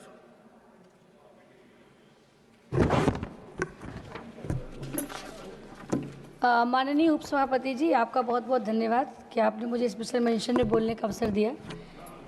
मैं केंद्र सरकार द्वारा सहकारी क्षेत्र में विशेष रूप से चीनी मिलों के सुदृढ़ीकरण हेतु उठाए गए कदमों के लिए सहकारिता मंत्रालय की बहुत सराहना करती हूँ और आभार प्रकट करती हूँ। पिछले 5 वर्षों में लगभग 1100 से अधिक सहकारी चीनी मिलों को एथेनॉल उत्पादन से जोड़ने, वित्तीय सहायता प्रदान करने तथा ERP प्रणाली के तहत डिजिटलीकरण के प्रयास किए गए हैं। इससे किसानों की आय में वृद्धि हुई है। गन्ना मूल्य भुगतान की प्रक्रिया में भी पारदर्शिता आई है। हालांकि मैं सरकार से ये अपील करती हूँ, निवेदन करना चाहती हूँ कि पूर्वी उत्तर प्रदेश और उत्तरी बिहार, जहाँ बड़ी संख्या में गन्ना उत्पादक किसान सहकारी मिलों पर निर्भर हैं, वहाँ इस दिशा में अभी और ठोस कदम उठाए जाने की आवश्यकता है। इन क्षेत्रों की मिलें संसाधनों की कमी, तकनीकी पिछड़ेपन और पूंजी निवेश की कमी से जूझ रहे हैं। इसलिए मैं आपके माध्यम से सरकार से अनुरोध करती हूं कि इन क्षेत्रों के लिए पूर्वी उत्तर प्रदेश और बिहार के लिए विशेष योजनाएं, वित्तीय पैकेज सुनिश्चित किए जाएं। धन्यवाद। Thank you. Shri Neeraj Dangi, not present. Doctor Kalpana Saini ji.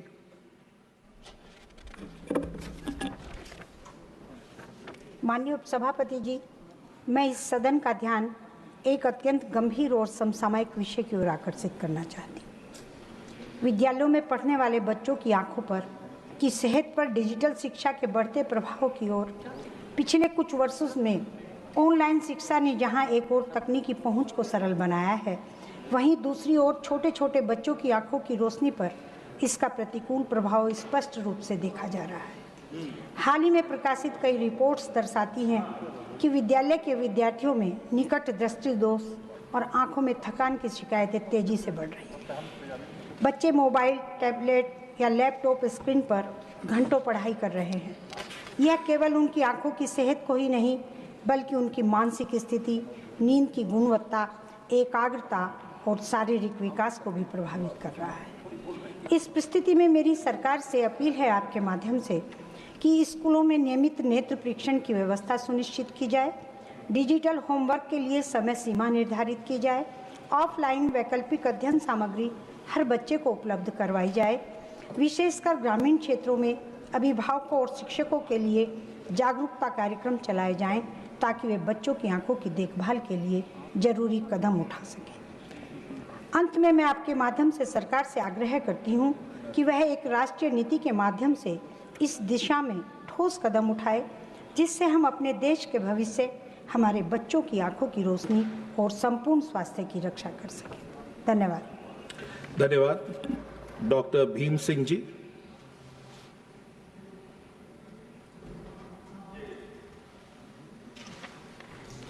माननीय उपसभापति महोदय, demand for conferring Bharat Ratna to national heroes Veer Savarkar, Swami Sahajanand Saraswati, and Field Marshal Manekshaw.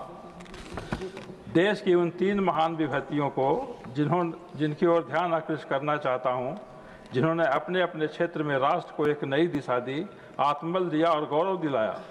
स्वतंत्र वीर विनायक दामोदर सावरकर वह नाम है जो हमें क्रांति, विचार और संघर्ष की पराकाष्ठा का स्मरण कराता है।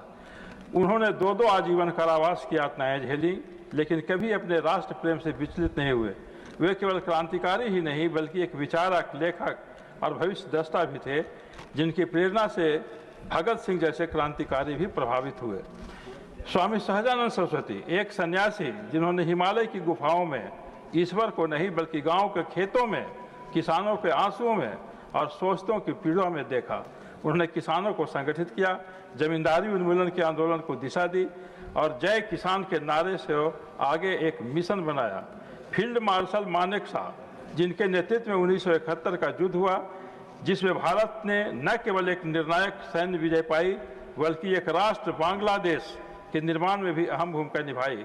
उनके नेतृत्व और दूरदर्शिता और रणनीतिक कौशल ने भारत को सैन्य इतिहास के स्वर्णाक्षरों में दर्ज कर दिया। आज आवश्यकता है कि भारत की इन तीनों महान सपूतों के प्रति अपनी कृतज्ञता प्रकट करे। मैं भारत सरकार से आग्रह करता हूं कि इन राष्ट्र नायकों वीर सावरकर, स्वामी सहजानंद सरस्वती और फील्ड मार्शल मानेकशॉ को भारत रत्न से अलंकृत किया जाए। यह केवल उन्हें सम्मान ही नहीं देगा बल्कि भारत के किसान, जवान और बलिदानी विचारधारा का भी सम्मान होगा। Thank you. Dr. Fauzia Khan ji, not present. Dr. K. Lakshman ji. Thank you, sir. The subject is demand for strengthening the mechanism of cyber security in the country. I rise to draw the attention of this House to alarming rise in cyber frauds and digital finances crimes across our country. As we move towards the robust digital India, our citizens are increasingly adopting online banking, UPI, and other digital payment modes. While this transformation has empowered millions, it has also opened new avenues for sophisticated fraudsters to target innocent people, especially senior citizens and those in rural and semi-urban areas. I would like to commend the Government of India and the Reserve Bank of India for issuing timely advisories to the bank and payment operators, and also the CERT for continuously strengthening our cyber security framework. The recent steps taken to create awareness through campaigns like Cyber Jagruta Abhiyan are indeed commendable. However, considering the evolving nature of cyber threats, there is a pressing need to further tighten enforcement mechanisms, enhance rapid response systems, and promote widespread digital literacy at the grassroots level. We must also encourage state governments to set up specialized cybercrime cells and ensure adequate training for law enforcement personnel. I urge the Ministry of Home Affairs, Ministry of Electronics and IT, and other concerned agencies to incentivize their efforts so that our citizens can continue to trust and benefit from our digital revolution without fear of vulnerability. Thank you. Thank you. Shri A. Rahim ji, not present. Dr. Medha Vishram Kulkarni ji. Thank you, sir. Sir, my subject is need for cancer prevention and treatment measures in rural areas of Maharashtra. Sir, I rise to draw the attention of government to an alarming public health concern emerging from Hingoli district in Maharashtra. During recent Sanjeevani health screening campaign, over 14,500 women were found with symptoms suggestive of cancer out of approximately 2,93,000 women screened. This situation underscores the critical need for early detection, timely diagnosis, and accessible treatment, especially in rural and underserved regions. While such mass screening campaigns are laudable, they must be strengthened with robust follow-up mechanism and medical infrastructure. I urge the government to consider the following immediate measures. establish and upgrade diagnostic facilities at local health centers for mammography, cervical screening, and biopsy services. Deploy mobile oncology units in remote areas to ensure on-ground diagnosis and early-stage intervention. Launch targeted awareness drives to educate women about early warning signs and remove the stigma associated with cancer. Leverage schemes such as Ayushman Bharat, Mahatma Jyotiba Phule Jan Arogya Yojana to cover diagnostic tests and treatment comprehensively. Maharashtra reported the second highest number of cancer cases in India in 2023, with around 1.21 lakh new cases. This number reflects a growing cancer burden in the state, particularly among the women in rural areas. This is a silent crisis that requires a multi-sectoral, urgent and sustained response. I request the government to ensure that early detection leads to timely care and positive outcomes for for every woman affected. Thank you, sir. Thank you. Shri A.D. Singh ji.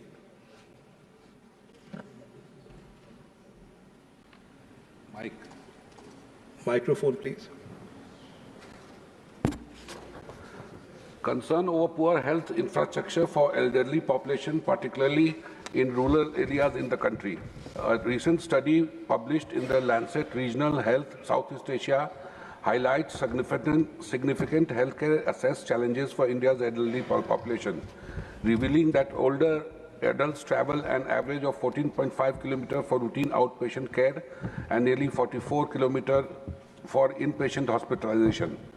Using data from Longitudinal Aging Study of India 2017-18 covering over 32,000 individuals aged 60 and above, the findings emphasize a stark urban-rural divide and pinpoint distances as a critical barrier to both routine and emergency care for India's rapidly aging demographic.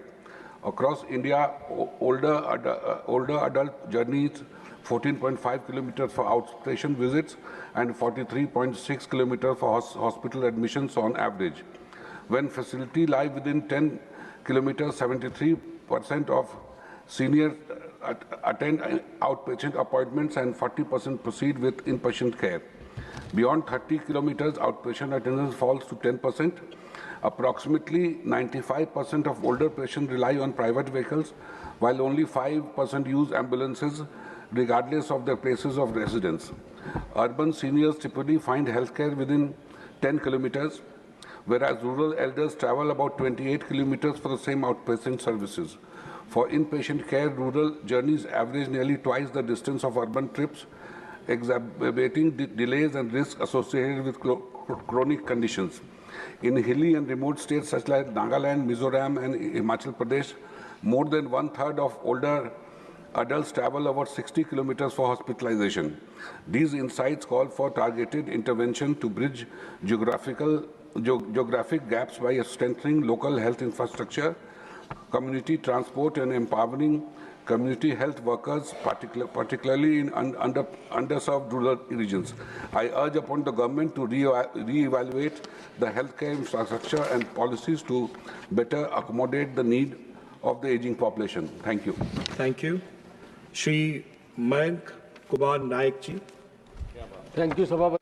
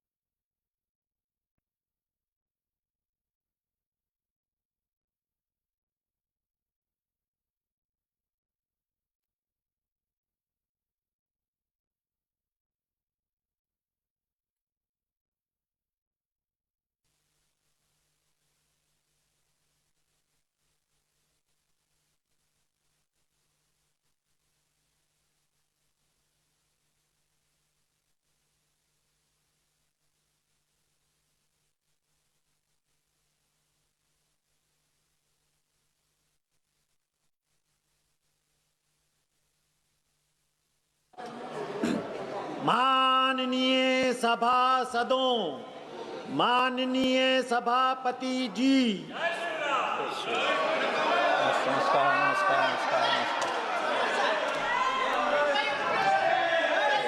Please please बैठे, please please please. महत्वपूर्ण विषय है, एक महत्वपूर्ण विषय है, bill है, गोवा से संबंधित है। गोवा के आदिवासी हमारे भाई बहनों के अधिकार का विषय है। प्लीज आप लोग सब लोग प्लीज,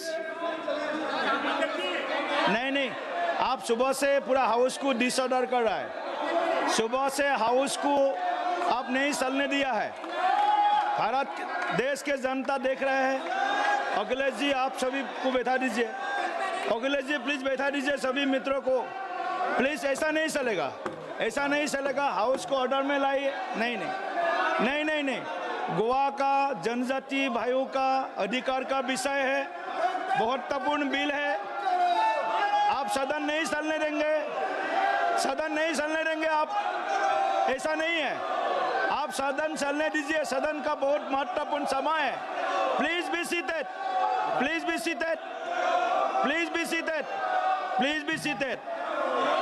अगर आप सदन चलने नहीं देता है तो सदभा की कार्रवाई मंगलवार दिनांक 22 जुलाई 2025 को प्रातः 11 बजे तक के लिए स्थगित की जाती है।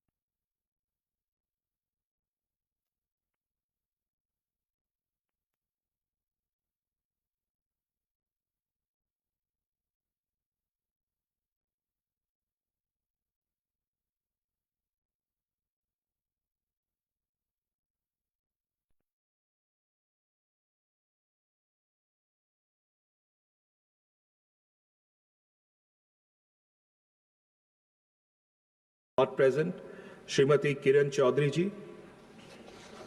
Thank you, sir. So first of all, I would like to congratulate the government for the massive and rapid development of the national highways.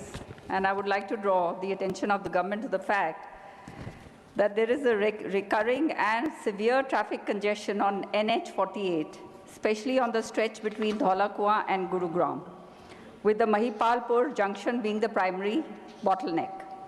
This stretch is a lifeline for daily commuters, airport traffic, and interstate logistics. However, due to inadequate road capacity, poor merging infrastructure, and lack of viable alternatives, the Mahipalpur choke point causes long traffic jams and commuter distress every day. In this context, sir, I urge the government to prioritize the development and promotion of alternative routes, such as strengthening and widening the Vasant Kunj Andheria Mode Gurugram Road as an effective parallel corridor, improving the Palam Bijwasan Kapas Heda route to divert traffic from NH48, implementing grade separated interchanges and underpasses at key junctions near Mahipalpur, and enhancing last mile connectivity to the airport via elevated roads or express corridors. These measures, along with better traffic signaling and enforcement, can offer long-term relief to the people of Delhi NCR who are daily commuters on this road. Thank you, sir. Thank you. Shri Raghav Chaddha ji. Thank you, sir, for accepting my notice and permitting me to raise an important issue under special mentions. My subject is demand of legal right for annual health checkup for every Indian. हर भारतीय को annual health checkup का legal right दिया जाए। आज मैं 140 करोड़ देशवासियों की सेहत से जुड़ी एक अहम बात रखना चाहता हूं। भारत में एनुअल हेल्थ चेकअप एक लग्जरी बन चुका है जो केवल पैसे वाले लोग ही करा सकते हैं। जरा सोचिए, एक मां जिसे कभी पता ही नहीं चला कि उसे कैंसर था, एक बेटा जिसे ब्लड प्रेशर का तब पता चला जब उसे स्ट्रोक हो गया, एक बहन जिसकी आंखों की रोशनी जाने पर उसे डायबिटीज का पता चला। सर, कोविड-19 के बाद हमने बहुत कुछ देखा। आज हम देखते हैं डराने वाले वीडियो, कैसे एक शख्स क्रिकेट खेलते हुए हार्ट अटैक का शिकार हो जाता है, कोई दूल्हा अपनी शादी के दौरान दिल का दौरा पड़ने से मर जाता है, मासूम बच्चे दौड़ते दौड़ते गिरकर दम तोड़ देते हैं। Sir, national family health survey NFHS 5 के अनुसार देश की केवल 2% महिलाएं ही कैंसर की जांच करवा पाती हैं। सरकार से मेरा आग्रह है कि एनुअल हेल्थ चेकअप हर नागरिक का अधिकार बने, ताकि सस्ती, सरल और नियमित जांच की व्यवस्था देश के हर कोने में दी जाए। अन्य देशों में सर, हर नागरिक को समय समय पर हेल्थ चेकअप का अधिकार प्राप्त होता है। वहां सरकारें खुद बुलाकर जांच करवाती हैं। यदि भारत में हम हेल्थ चेकअप को बढ़ावा दें तो बहुत सारी जानें बचाई जा सकती हैं। सर, मैं सरकार से निवेदन करता हूं कि हर भारतीय को एनुअल हेल्थ चेकअप का लीगल राइट दिया जाए, यानी कि कानूनी अधिकार दिया जाए, ताकि साल में एक बार हर व्यक्ति को पूरी हेल्थ जांच यानी कि हेल्थ इन्वेस्टिगेशन करने को मिले और बीमारी जल्द से जल्द पकड़ी जाए, क्योंकि जांच है तो जान है। शुक्रिया। Honorable members,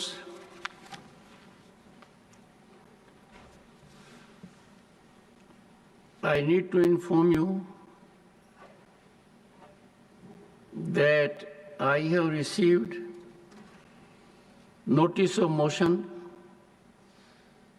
under Article 217 1B, read with Article 218 and Article 124, Sub-Article 4 of the Constitution of India, along with Section 31B of the Judges Enquiry Act 1968, to constitute a statutory committee for removal of Justice Yashwant Verma, Judge of the High Court of Judicature at Rajasthan, at Allahabad. This has been received by me today. It is signed by more than 50 members of the Council of States, and thus it meets the numerical requirement of signing by members of Parliament for setting in motion a process for removal of a High Court judge.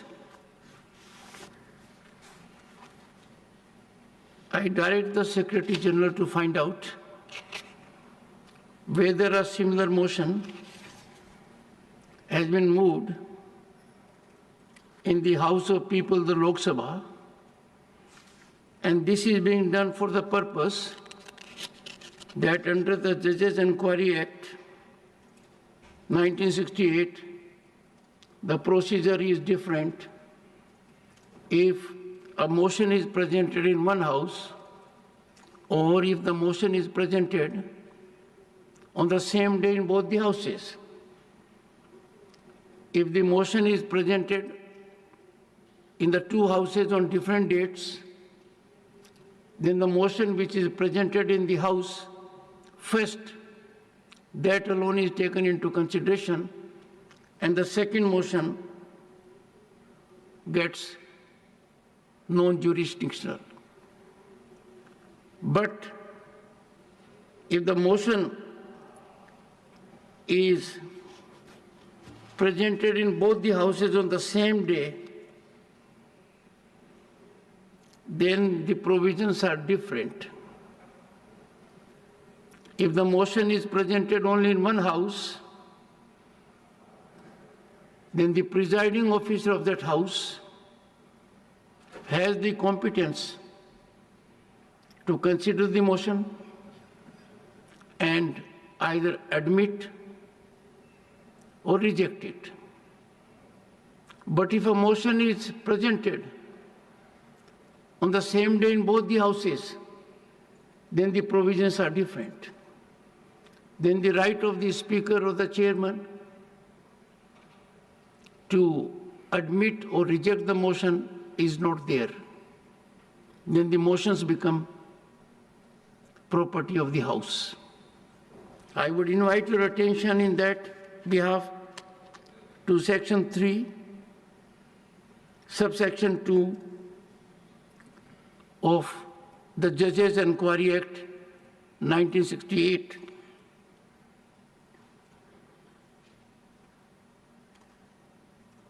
If the motion referred to in subsection 1 is admitted, the speaker, or as the case may be, chairman,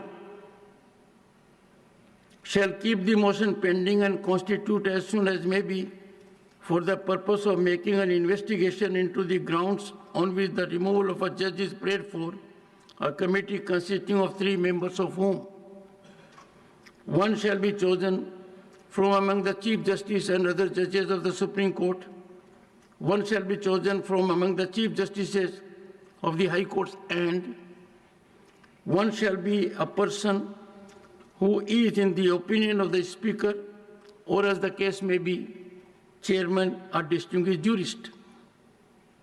And before that it is given that if a notice given of a motion for presenting an address to the President praying for removal of a judge signed by, in the case of a notice given in the House of People by not less than 100 members of the House, and in the case of a notice given in the Council of States by not less than 50 members of the Council, then the Speaker, or as the case may be, the Chairman may, after consulting such persons, if any, as he thinks fit, and after considering such material or materials, if any, as may be available to him, either admit the motion or refuse to admit the same.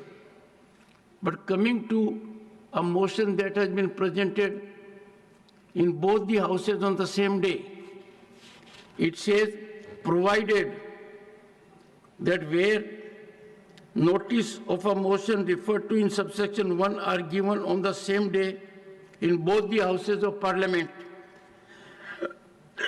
no committee shall be constituted unless the motion has been admitted in both the houses, and where such motion has been admitted in both houses, the committee shall be constituted jointly by the Speaker and the Chairman.